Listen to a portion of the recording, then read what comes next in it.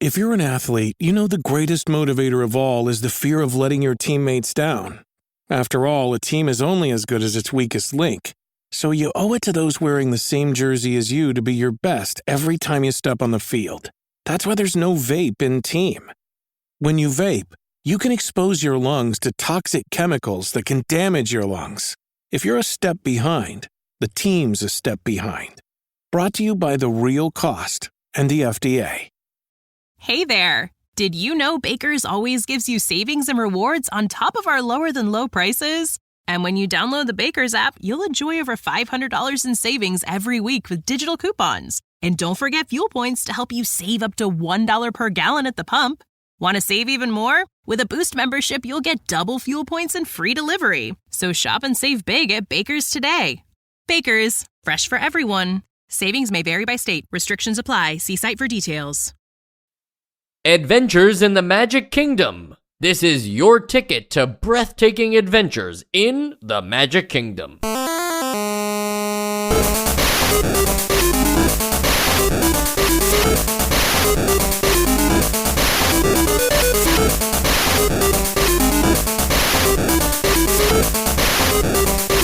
And welcome to Nostalgia, a chronological exploration of every NES game released in North America.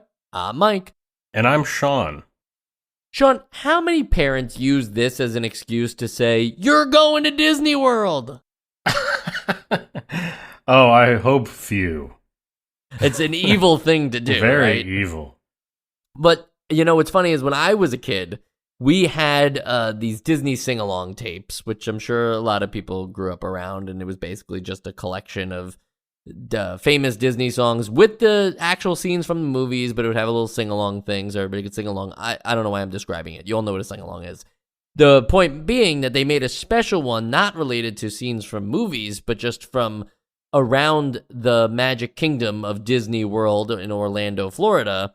And that was like, for me, from the age of 3 to the age of 13, when I finally got to go to Disney World, that was my way of going to Disney World, was putting on that tape, watching those songs, and watching these other kids have fun in Disney World, because we didn't have YouTube back then. But I guess now the 3-year-old me is on YouTube watching, like, you know, some really snobby person go to hotels in Disney World and review them and say, like, this is what a 5-star Disney World hotel looks like. Because that's, like, all the rage now on Disney World YouTube.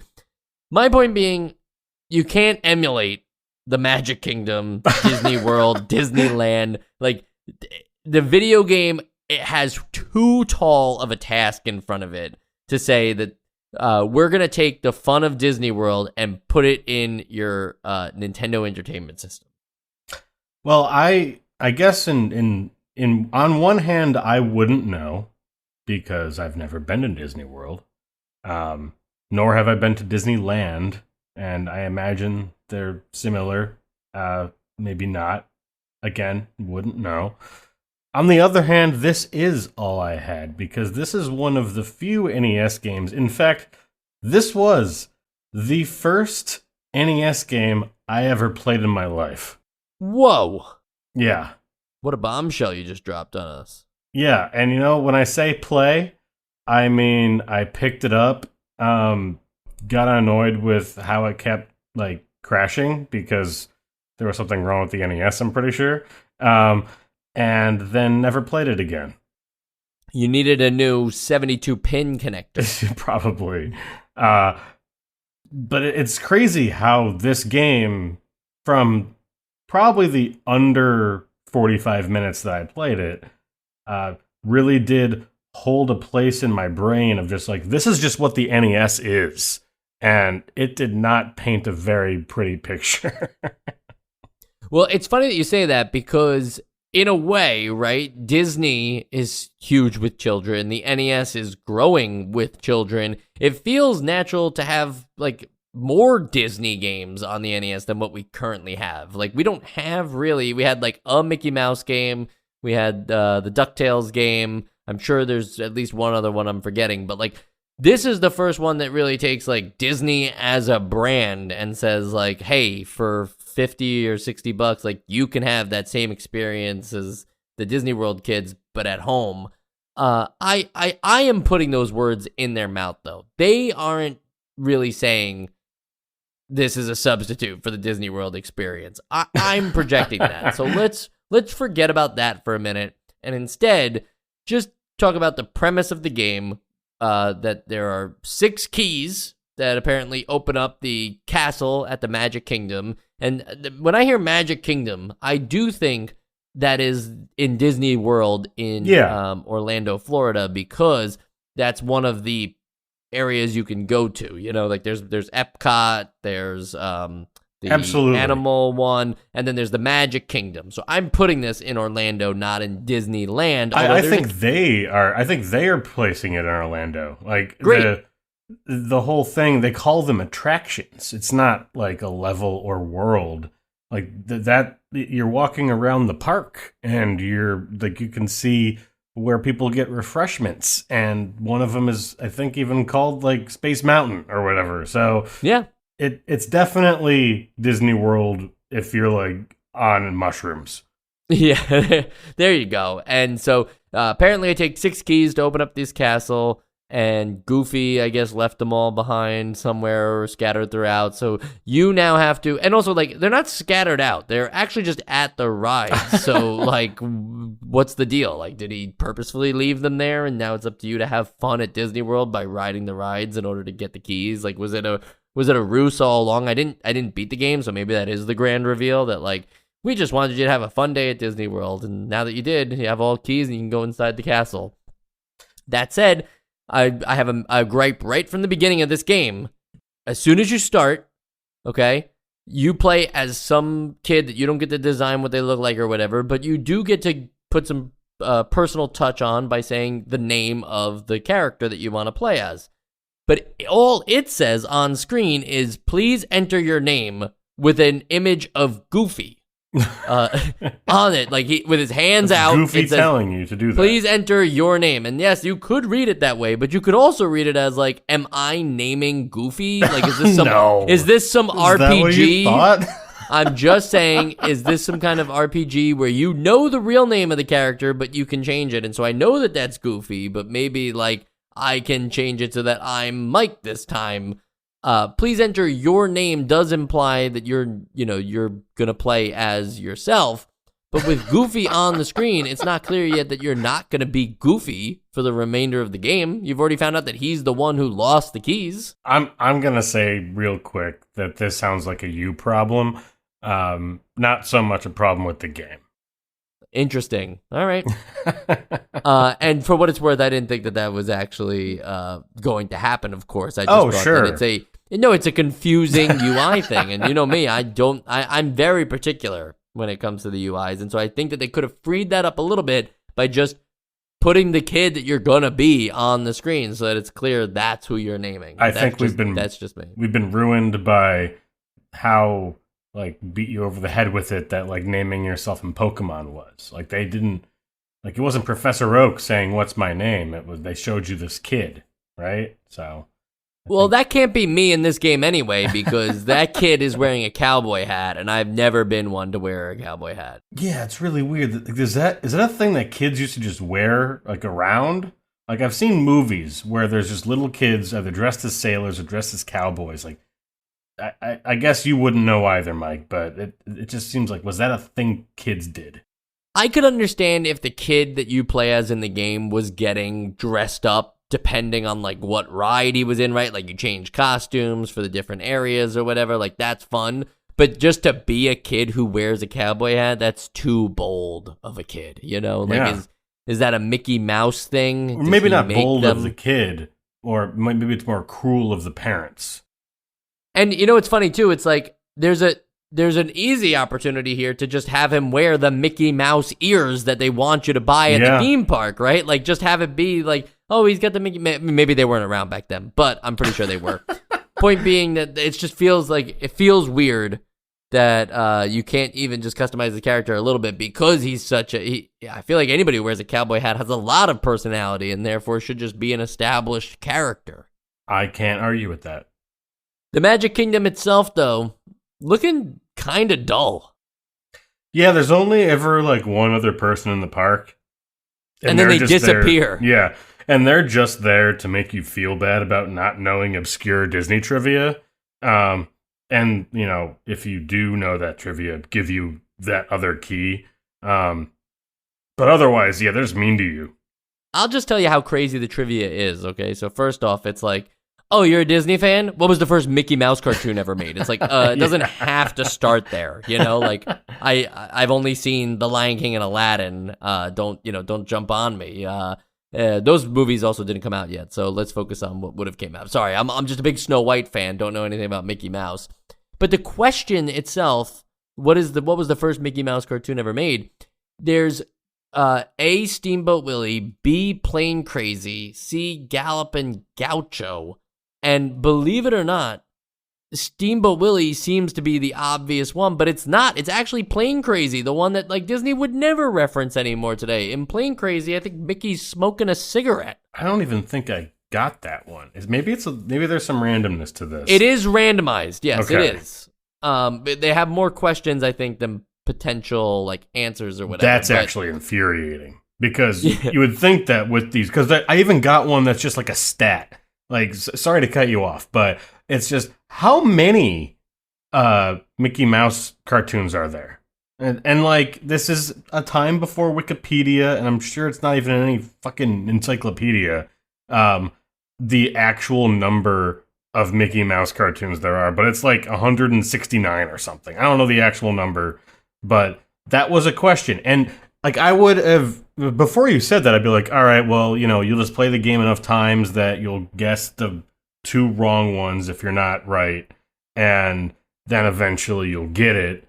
But no, it's not even that. It's like you have to know that, because like then it'll just give you a different question that you don't know process of elimination answers on. Sorry, go ahead. Yeah, no, absolutely.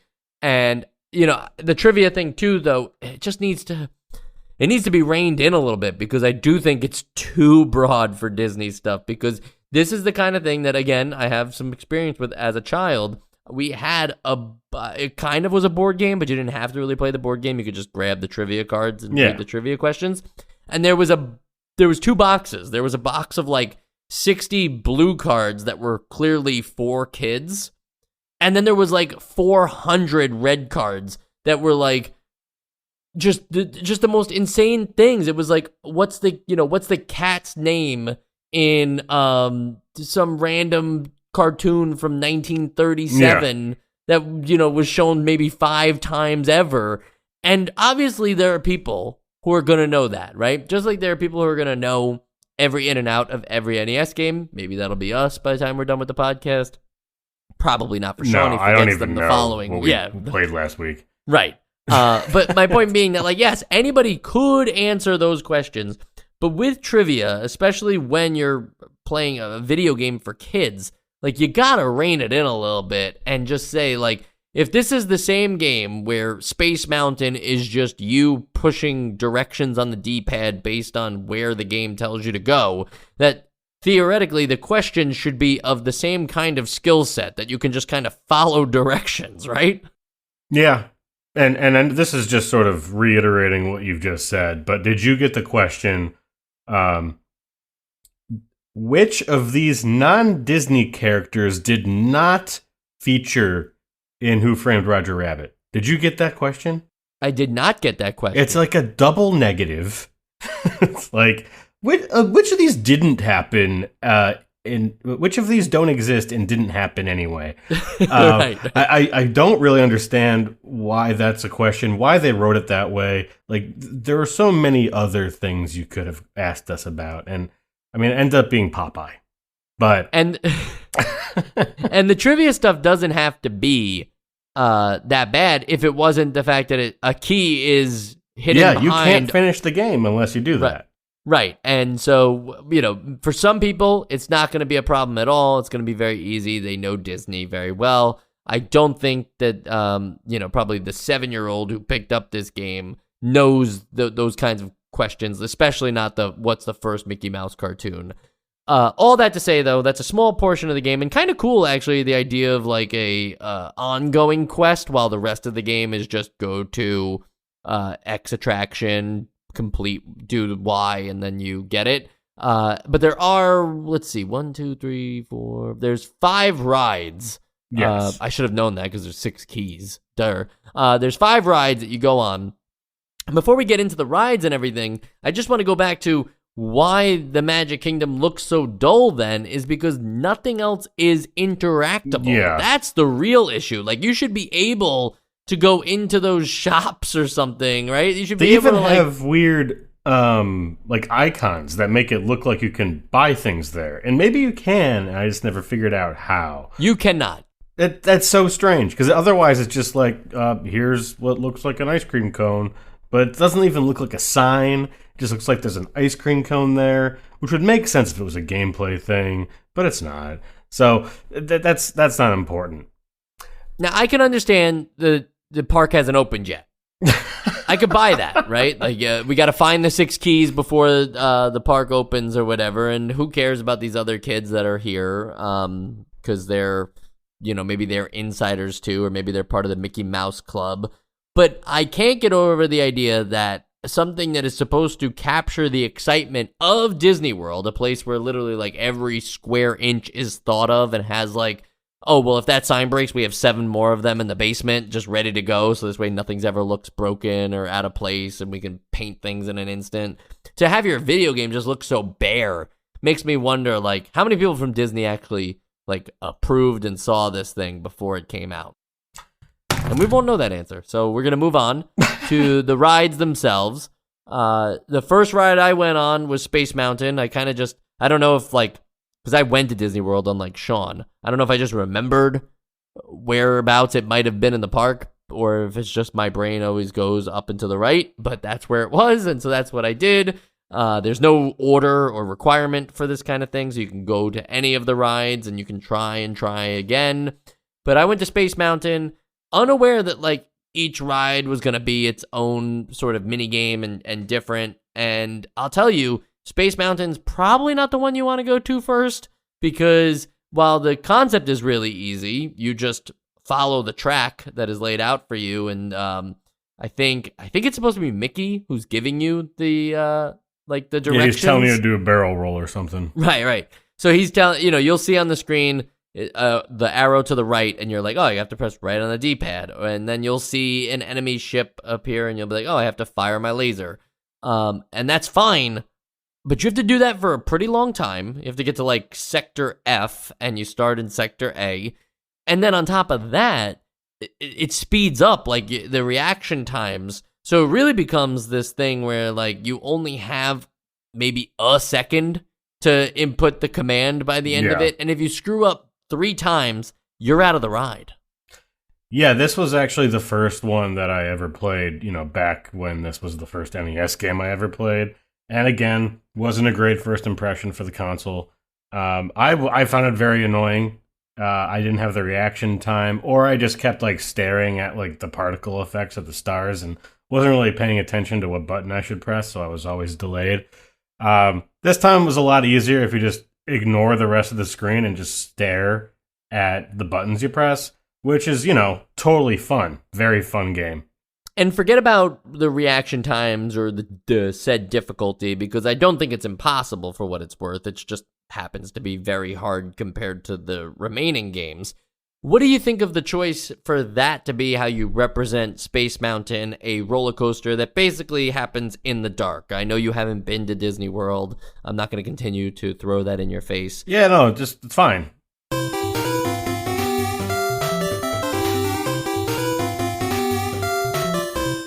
Okay, so I had only played, again, first time going when I was a child. I'd only played 2 of these. I played this one, and I played the racing one. So I figured that they were all themed. Like, this one's sort of like a roller coaster. I knew it was a roller coaster because I had friends that had been to Disney World and always talked about how much they liked Disney World and that I'd never get to go. But so I did know that Space Mountain was a roller coaster. So I thought that they were all going to be like rides that you kind of interact with. So it made sense that it kind of went like this. And then I figured that the second one that I went to, the race thing that I don't know what the actual name of it is. Like, oh, you get into cars, and it's a race in that one, but I figured that it was car based. This other ride.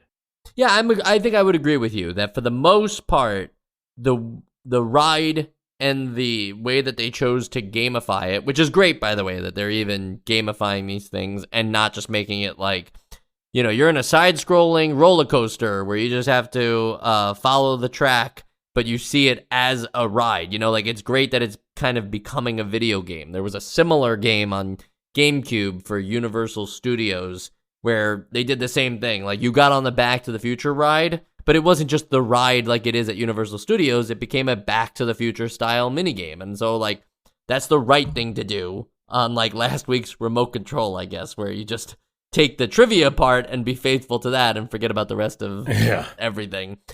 You'll see that again, as you mentioned, Autopia, the racetrack one. The problem with that one, though, that I have is that it's just about completing the course. It sounds like you have to. Yeah, it sounds like you're racing Panhandle Pete, but who's just Pete, by the way. I never knew him as Panhandle Pete, but they call him that in the game. It sounds like you're racing him, and his goons are like, going to be the obstacles or whatever, so that he can continue to win. But then you find out you just have to survive, and I don't know. That's like a weird thing. It's like Disney World's trying to kill you in all of these, and obviously not kill, but like they're trying to remove you from the rides, whereas like in real world, obviously, like the rides would be fun and everything. I don't know. That's kind of hard because obviously you need to have some kind of enemies and punishment and everything established there, and maybe Pete doesn't want you to have the keys to open up the castle because then he has to go into the castle prison. I don't know the lore of the Magic Kingdom. Now, the one that I found the strangest is one that I think is one of the most well known, like Pirates of the Caribbean, right? Like that's what this one attraction mini game is supposed to be, right? There are now whole video games of just Pirates of the Caribbean. There's whole movies about Pirates of the Caribbean. Yeah, no, I know. Of course, and that's what those games are based on. You've seen the movies? I've seen the movies. Oh, okay, good. I thought I was going to have to explain those to you.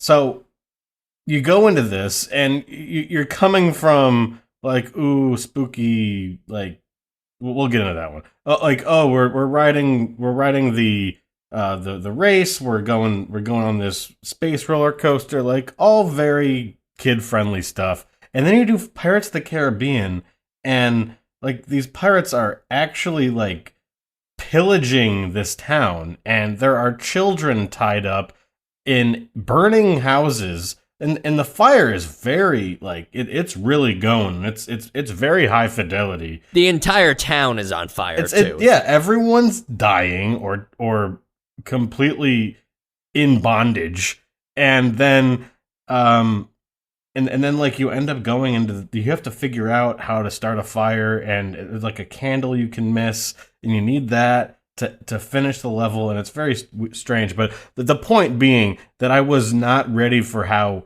explicit this level was.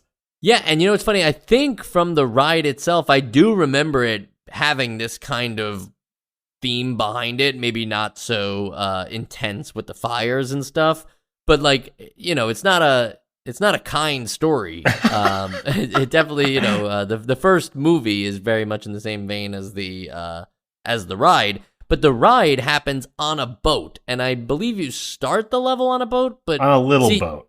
See, to make it more thematically true to being at the Magic Kingdom, I would have had the entirety of you being on the boat, kind of like having some kind of ship combat with the pirates or something, instead of this rescue the 6 captive girls, and then light the fire or whatever in order to like, I don't know, like that. That's how you, and then that's how you get the key. Like that seems weird. Like Goofy's into some weird shit. Is all I'm saying.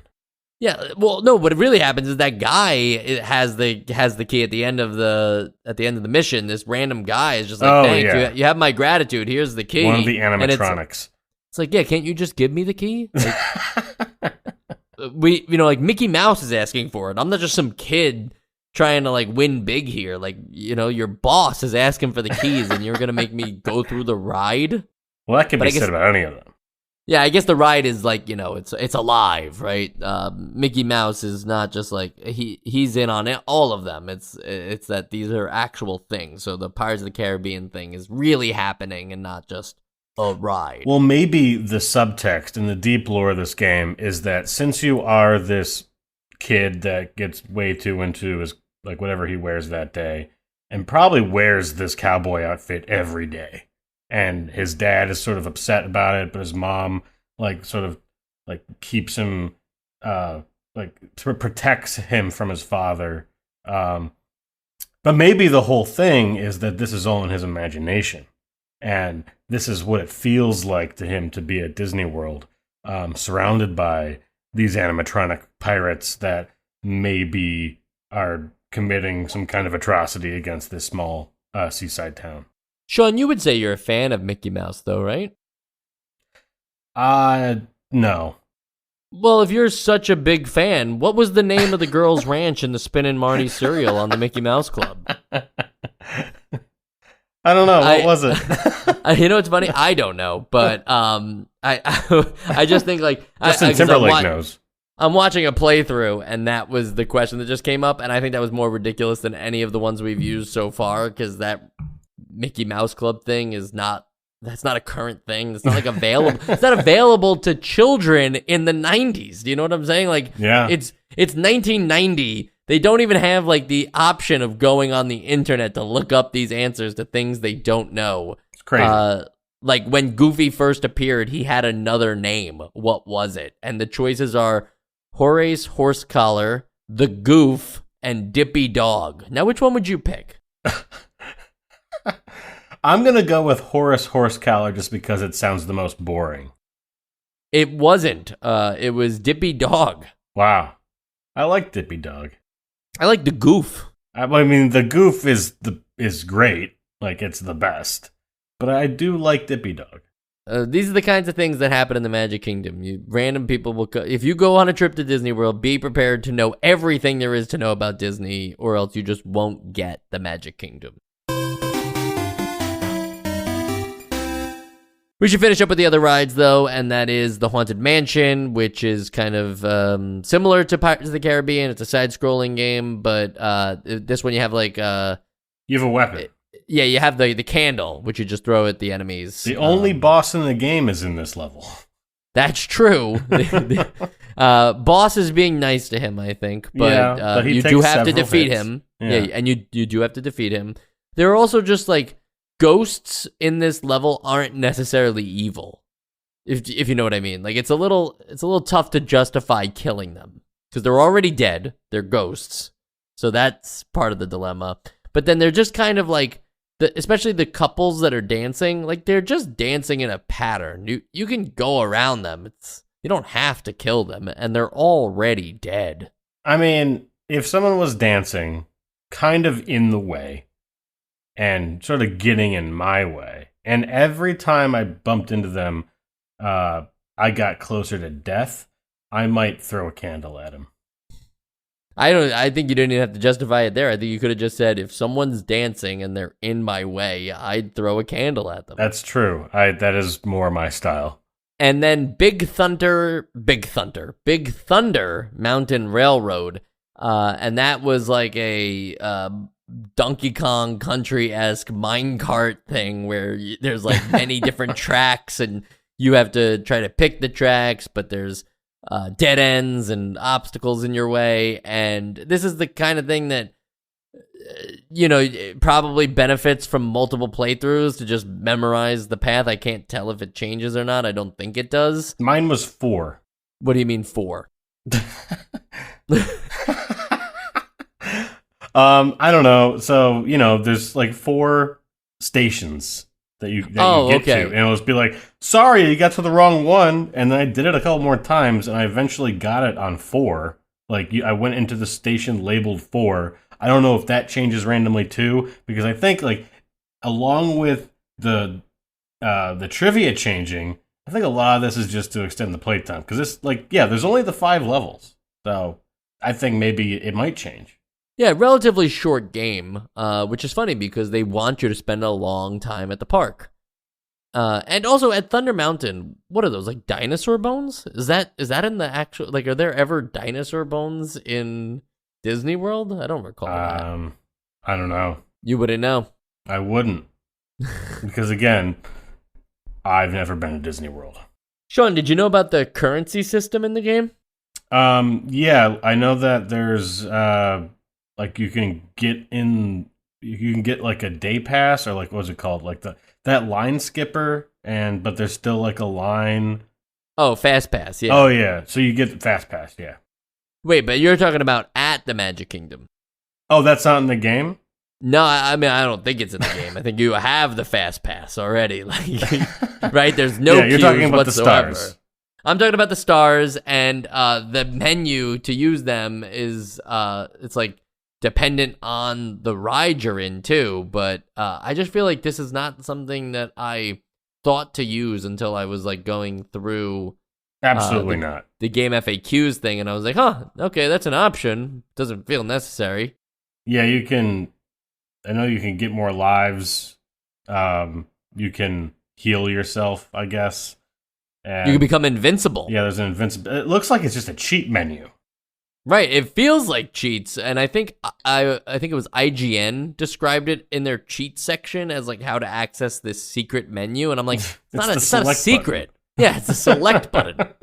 I guess it does feel a little bit like the debug menu because you are literally freezing enemies in place, but these things cost stars, so it is you have to put your money against it, and I don't know, stars are. It's for every 5 stars you collect or whatever. No, you receive 1 star for every star collected in the Haunted Mansion and Pirates of the Caribbean, and 5 stars for every star collected in Autopia and Big Thunder Mountain. So I guess they want you to ride those rides. That's where you go to farm. Yeah, and you farm for the stars across the 5 rides and trivia stuff. That's interesting. Hey, it's Kaylee Cuoco for Priceline. Ready to go to your happy place for a happy price? Well, why didn't you say so? Just download the Priceline app right now and save up to 60% on hotels. So whether it's Cousin Kevin's Kazoo Concert in Kansas City, go Kevin, or Becky's Bachelorette Bash in Bermuda, you never have to miss a trip ever again. So download the Priceline app today. Your savings are waiting. Go to your happy place for a happy price. Go to your happy price, Priceline. Hi, I'm Daniel, founder of Pretty Litter. Did you know cats tend to hide symptoms of sickness and pain? I learned this the hard way after losing my cat, Gingy. So I created Pretty Litter, a health monitoring litter that helps detect early signs of illness by changing colors, saving you money and potentially your cat's life. Pretty Litter is veterinarian developed, and it's the easiest way to keep tabs on your fur baby's health right at home. Go to prettylitter.com and use code SPOTIFY for 20% off your first order and a free cat toy. Terms and conditions apply. See site for details.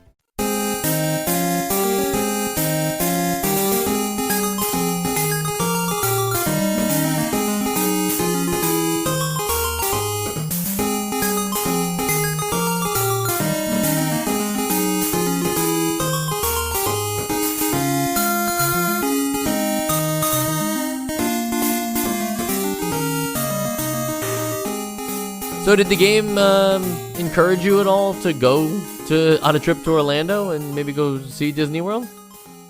I don't think it's appropriate for me to go anymore. Maybe if I have a child of my own, I might. Rewording it for you. Do you think that this is the kind of thing that would have like sparked an interest in a kid enough to then annoy their parents to be like, can we go to Disney World? Can we go to Disney World? Can we go to Disney World? Because they wanted to go on the Pirates of the Caribbean ride so that they could rescue 6 beautiful women? Well, I think that if those children were in a position where they hadn't been to Disney World, and this was sort of their first exposure to it, that they are probably going to have to think like, well, maybe when I'm older and I get a job and I'm married and I have kids of my own, then maybe then I'll be able to go to Disney World and experience these things and rescue these obvious children, by the way. And so then, that's sort of how I look at it. What do you think they could have added to the Magic Kingdom?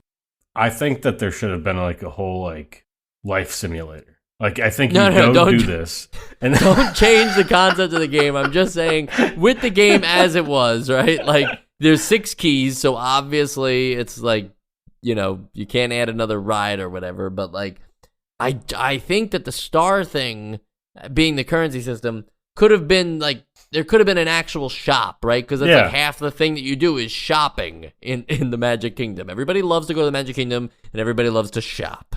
Those are their favorite things to do. So why didn't they put that in the game? There could have been like a save room, and it's just like one of the hotels.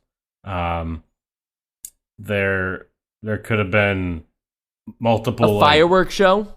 Yeah, a fireworks show. Like you don't even get to see the parade, by the way. Like this is all for a parade, and you just get like an end screen with your nameless boy with a Mickey Mouse and Goofy and whoever the hell, and that's supposed to be it.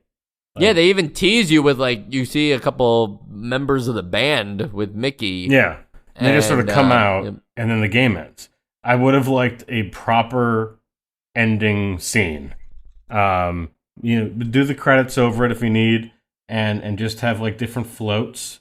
It would be cool to see like the Disney princesses walking around, and they'd be like, "What are you doing here? Like, park's closed. Get out of here."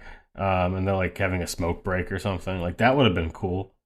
I'm going to show you just how much Disney trivia I know. So at the end of the game, when you do see those members of the band and everything, Mickey is also the conductor, and he's wearing a specific outfit. And that outfit is actually from the Mickey Mouse cartoon, The Band Concert, from 1935. And I'm not reading Wikipedia. It sounds like you're reading Wikipedia. No, the reason I know this is because The Band Concert is the first appearance of Donald Duck. Wow. I'm not gonna lie. I'm pretty sure that's the exact suit he's wearing because that's what they traced for the art. Yeah, probably. But what's funny is the band concert. Speaking of the old cartoon and everything, I remember this is a long time ago now, but I watched it because I was like watching first appearance of all different kinds of cartoon characters. And when you see something from 1935. And it's a Mickey Mouse cartoon, and Mickey Mouse cartoons, they don't make those anymore. They're purposely trying to like hide Mickey. He's like too successful now, and they're like, we can't make a bad thing with Mickey Mouse, so we just don't make anything at all. That's why there's never been a Mickey Mouse movie. Well, that's why that one video game came out, and Epic Mickey. Everybody loved it.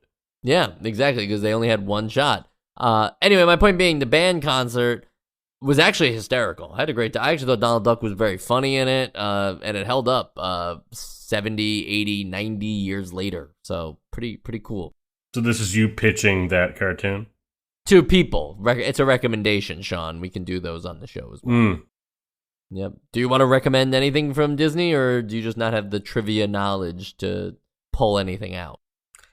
Not trivia, but I do have a question.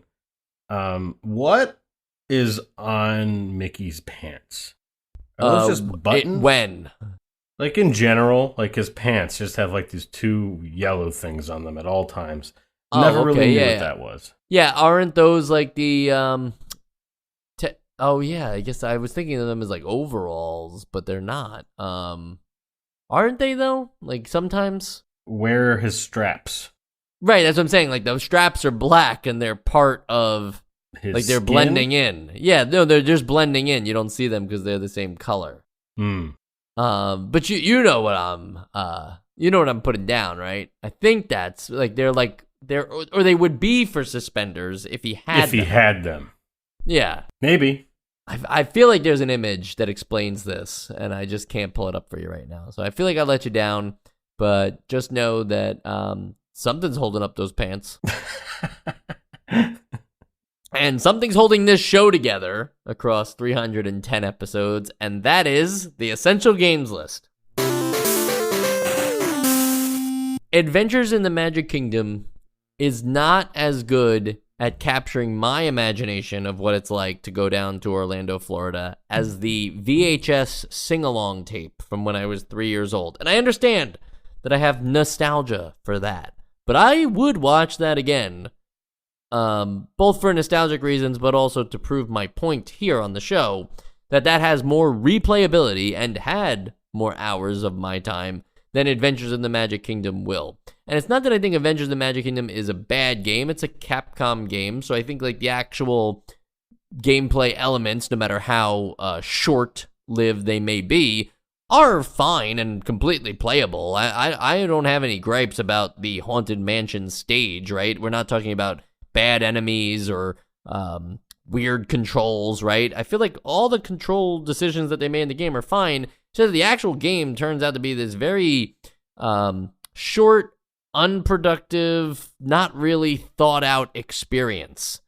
And so I am not down with the Adventures in the Magic Kingdom. I feel like it's just more like time in the Magic Kingdom, and the adventures will come later. Sean? Once again, I have no idea how this compares to actually going to Disney World. I wouldn't know, but I do like the conceit of this game. I do like the idea of the park being like the framing device for all of these kind of disparate levels, and the fact that they are based off of actual rides is cool, and in some ways they're actually like the gameplay style is based off of what the ride actually is. I think that stuff's cool. And each of the mini games isn't entirely unplayable. Like some of them suck, but they're not bad. The rest, the one that sucked, but again, like it doesn't. There's not enough here, and like one of the gatekeeping devices of just being really good at Disney trivia. I guess over time, you play it a lot, you'll eventually, process of elimination this stuff, but or maybe kids those days just knew.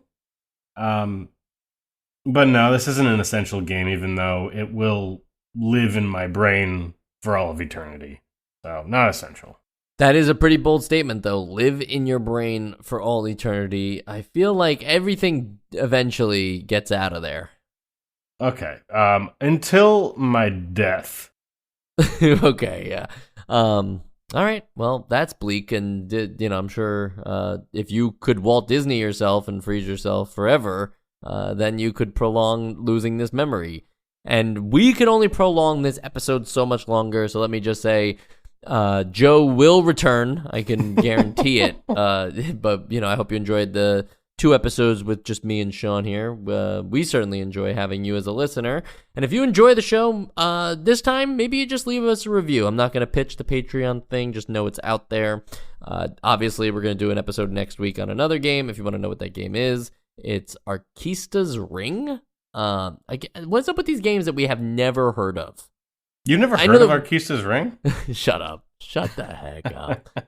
If you've heard of Arkista's Ring, but you like the show, leave a review. If you haven't heard of Arkista's Ring and you like the show... Like the show. Exactly. Yeah.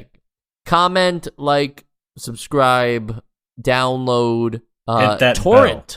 Yeah, maybe even torrent the podcast, guys. How come I'm not seeing bootleg episodes of Nostalgia on the Pirate Bay? These things should exist, guys. Somebody put that together. I want to see those cedars.